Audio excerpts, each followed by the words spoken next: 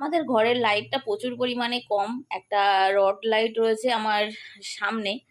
তো এই যে তোমাদেরকে দেখাই, এই যে এখানে একটা রড লাইট রয়েছে আর এখানে একটা টিউব মানে ইয়ে রয়েছে, মানে বাল্ব রয়েছে। তো এই বাল্বটা জ্বলে আর টিউবটা জ্বলে না। তো ওই কারণে তোমাদের কষ্ট করে ভিডিওটা একটু দেখতে হবে।